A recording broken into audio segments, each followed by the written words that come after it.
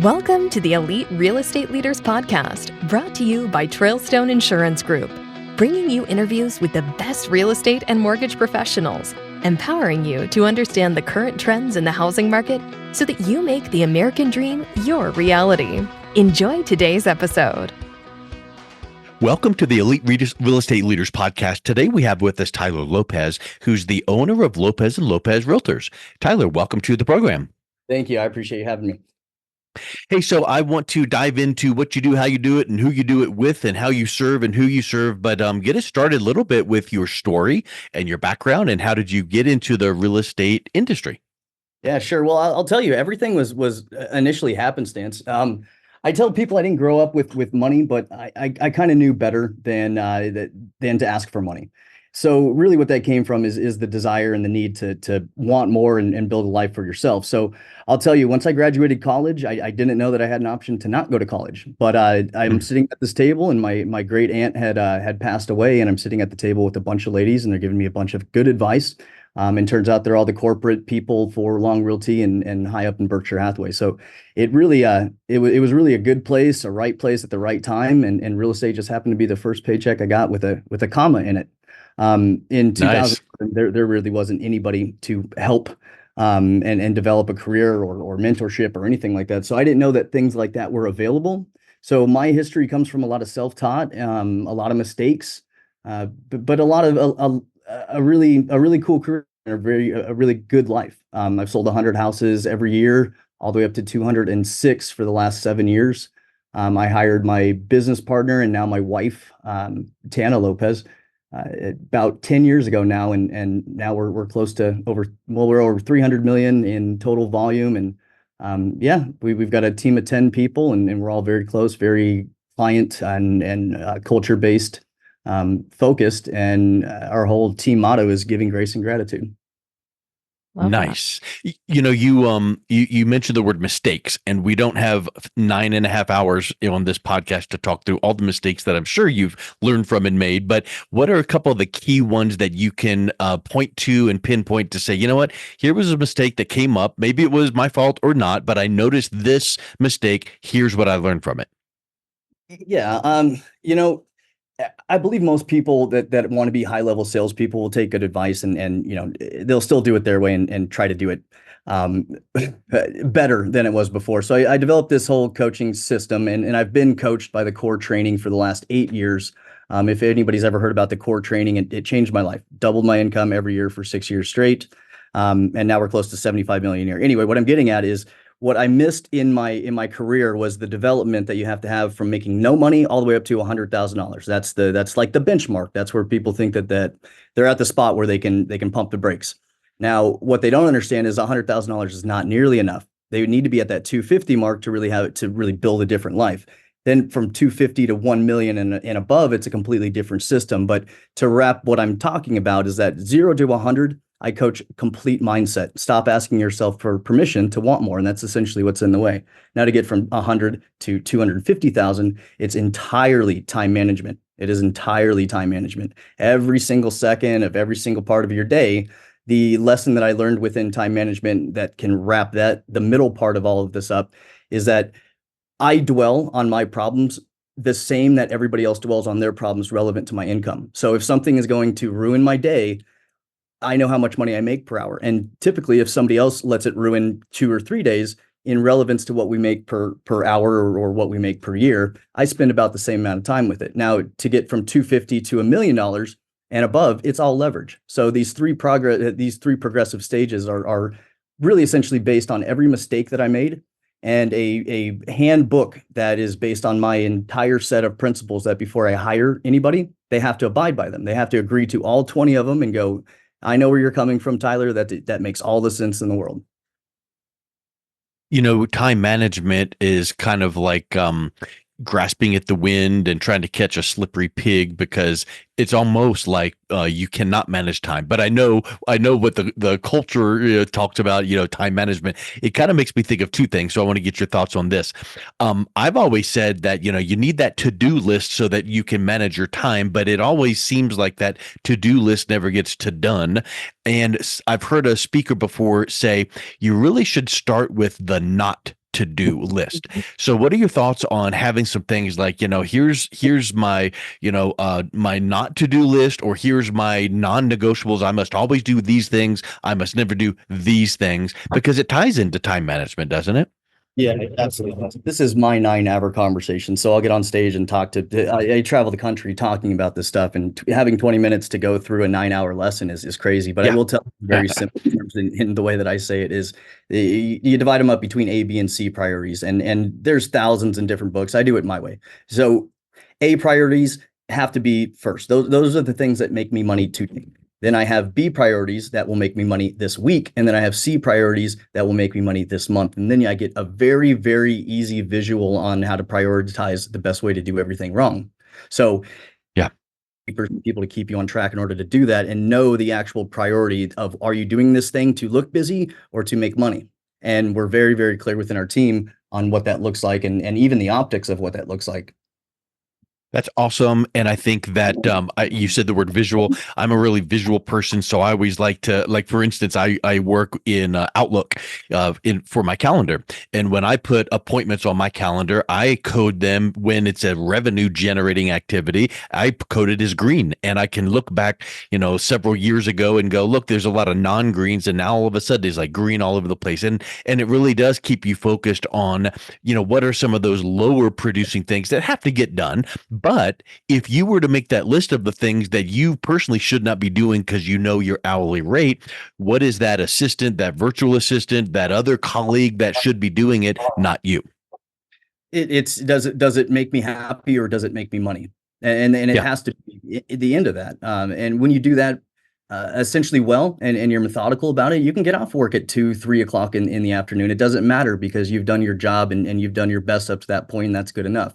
Everything in our business is very, very structured on a daily basis. It is 3 face-to-face meetings, 1 breakfast, lunch, or dinner, 14 outbound phone calls asking for business, 1 event, a happy hour, something with 5 or more people. And we do that every single day. And 2 videos per week. That's not a daily thing, but it's 2 pieces. So if somebody comes into my office and they're a sales agent, if they can get these 20 things done in half an hour, by all means, go ahead. But if you don't have the results, then we go back to time management and go, are you just doing these as a task, or are you doing these to make money? Which leads me to the ultimate basis of what I think a lot of companies fail to see, is that most people are working for you out of obligation, not opportunity. So folks that work for me and my agents, who are my best friends in the world, are 100% clear that my time for them is more important than their time for me. So I have to be like a hawk over them, because I know how easy it is to get distracted. That's the accountability and leadership part. It's like the mindset. When you were describing that, it makes me think of people just checking the box or punching the clock. Oh, I did my 3 this, 7 that, 14 this, and yeah, we got it done. But if you don't do it with the right passion, enthusiasm, mindset, now you may as well have not even done it, in a sense. I know you'll get some benefit still, but it makes me think of the word balance. So, you can structure yourself and 14 or 38 things per day yourself until 9 p.m. So where do you advise your team to have that balance, to where it's like, okay, you got your stuff done and it is 2 o'clock, turn it off, go out and do something fun, hang out with the family, go do something else, and then let's hit it again tomorrow, because you can't have that pedal to the metal all the time, or else you're going to burn out. I feel most people have gotten so soft that they forget how this natural response should actually go. It doesn't matter if you're tired and you're broke and whatever. I've got a system and a process and a script for absolutely any of it, and I've mastered all of them. So 2 things: when people want to leave early, come late, whatever it is, skip events or any of it, if you're broke and tired, the only thing you ever need to be focusing on in the first place is to raise your price point and your conversion rate. And the thing is if you don't know what either of those are, that's when you get stuck playing on Facebook and trying to check your bank account in the middle of the day, because there's nothing in it. It's crazy how most people will cower and then they will cry when things get even a little bit tough. It's really difficult for me to see eye to eye with people that haven't put in the work or done the things that seem unbelievable. when I had to learn them when I just don't see myself as any sort of things don't happen to me. They happen because of me. And that's just Alan Watts and all these guys that I've always listened to my entire life just speak to me in my head over and over again, which is where I got all my principles from. Yeah. I love hearing your mindset. I think that's a great piece. And I'm hearing all these different pieces that you're talking about. So it seems like these are vehicles for your, remarkable growth in such a short period of time. But what I'm really wondering is how much of this success would you attribute to the culture within your team? We wouldn't have a team if we didn't have culture. And I would probably make twice as much money if we didn't have a team. So I'm in this to pay my bills and teach people how to build a legacy. So you're working in a job out of obligation, you're working at a career out of opportunity, and you're building a legacy out of your thoughts and your vision and your progress and your mindset that needs to be developed over a very long period of time, and not just a very quick personality or salesmanship change that, when people get into real estate, they go, oh, I'm not a salesman, then find a different job. That is crazy to hear. Yeah. I completely agree. If you're not there to sell, what are you doing? That's interested people are. But in reality, if you examined that statement, that person is saying that because it's the cliche used car salesperson. What's it going to take to get you in this car right this minute, fitting the square peg in the round hole? But in reality, true selling is listening and asking questions and finding out the needs and then presenting options and seeing if there's a fit, and then being so passionate about your product or service that you know that you are the best choice, only choice, and then you don't let people easily off the hook. So if they gave you that one or two objections, you're not going to go, okay, fine. But it is teaching and educating and then just creating that relationship. So yeah, don't sell, don't be pushy, but do everything else like what I'm sure you teach and coach your agents. Absolutely. And it almost feels like maybe your company's culture is kind of shaping the way that you approach coaching also. Would you agree? It's my focus of coaching. I believe, and I am different. I stopped asking myself for permission a long time ago, and I personally believe that is the number one factor. And I know I've said it 3 or 4 times, but when I stopped asking myself for permission, I stopped sweating all those little things that get in the way. The issues that we start to deal with when we get out of our own way seem to be adult decisions. And when we talk about salespeople that we hire, I found out that bad salespeople are not buyers themselves. They don't purchase anything, and that's why they stay broke. So when you've got all the cool things and you respect salespeople and you take every cold call that calls you, hey, Tyler, I'm looking at your place at 123 North Street. Or could you consider an offer? I say yes every time and see what their pitch is. Yeah, I think that good people and good salespeople need to understand the relationship and communicative dialogues. The relationship, interested people are interesting people. That is the number one way to sell. People don't ask you any questions. The last time anybody asked me how my day was probably 3 or 4 years ago, and that's okay. I don't care. That's so funny that you bring that up, because my spouse gets mad because I will entertain the pitch at my doorstep because I kind of just want to hear what they're going to say to me. I think it's very interesting how different people sell. So I'll give them 5 minutes and listen to it. Well, this is where the big growth really comes from. Step one, building a real estate career, is that you have to learn how to sell your lender. And you guys might know this. The aspect of getting somebody to talk to a lender is the sell. That is the hardest thing to do. And we need to get excited. Oh my God, you're going to talk to my lender. He's the greatest guy ever. We're going to build this little triangle. If you trust me, you'll trust him. He relies on me. But what gets missed is that the lender needs to sell the real estate agent also.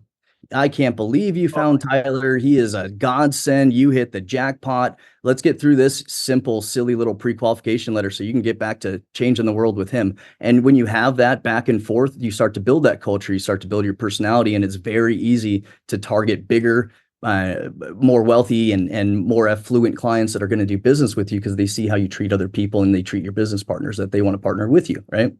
Right. And it kind of feels like, to me, like, I feel like maybe you had one coaching philosophy and it's kind of evolved over time. And I am curious about the evolution of that coaching philosophy. Sure. The first real quote that I started off when I started writing and developing a lot of personality was to do it right, and do it right now. And it was very literal. where it was like, what's stopping me? Well, you just got to do it. And I do it. Okay, I'll do it tomorrow. No, do it right now. And so when I got through that gap and started to gain, which is a great book, by the way, I started to be paid for what I know instead of just what I do. And that started a really, really good relic that I went, oh my God, I'm going to start buying investment properties. The sky is the limit. My God, if I'm making these big moves, the people who I rely on can't wait to bail me out. And it was really cool how these things started happening. So I developed the habit of getting started.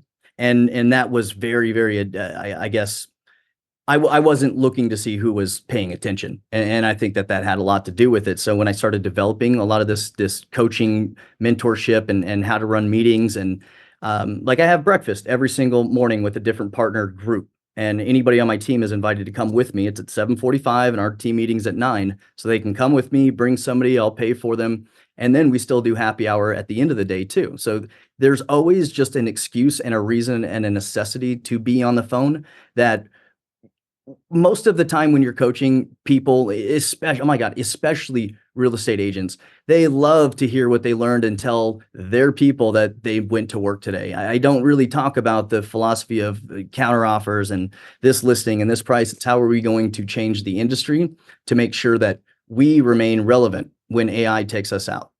Sure. That's you a didn't huge... say if. I like that. Yeah. It's inevitable. And I'm so damn good at it. And when I realize nobody's paying any attention to it, I just laugh.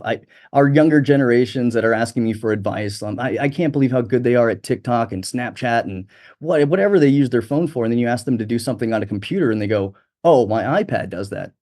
You never taught me how to use a computer. And my only response now is, yeah, don't worry about it. Nobody's ever going to ask you to use a computer anyway. So it doesn't, don't even bother.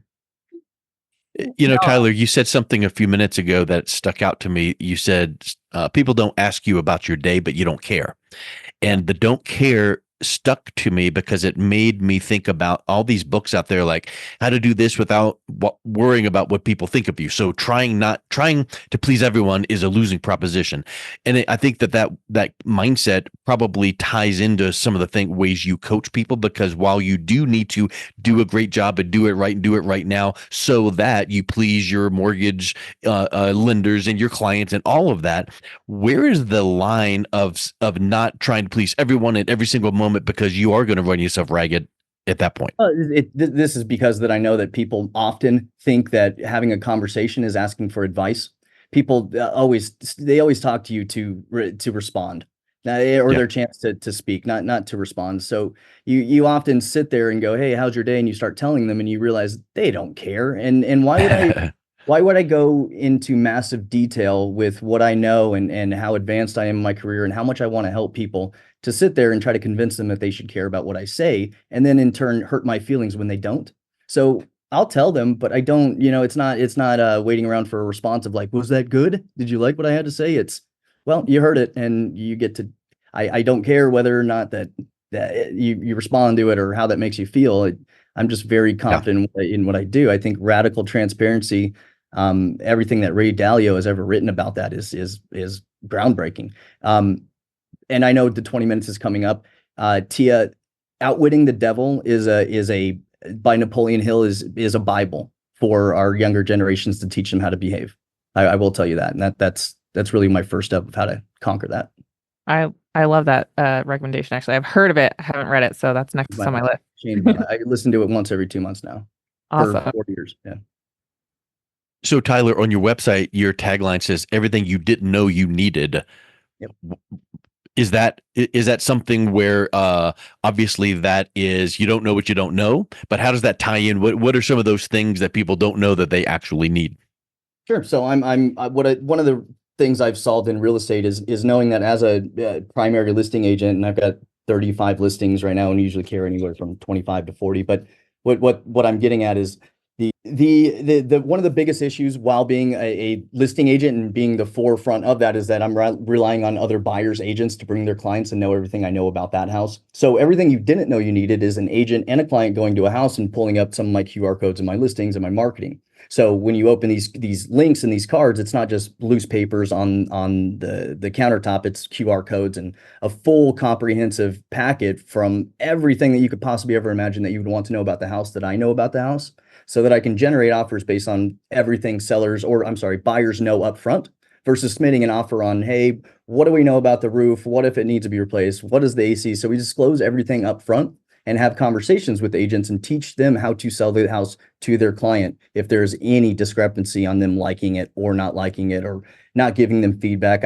We teach agents how to be better agents. And that's something that I know 100% sure on every single appointment. Sellers and our clients don't know the most important part is our relationship with other agents in our market. So how can I make every agent's job easier so they want to work with us more? That's spectacular. And that is like the ultimate Bob Burg go-giver. If you've read that book, let me provide value, let me go above and beyond. And where other people stop, that's where I start.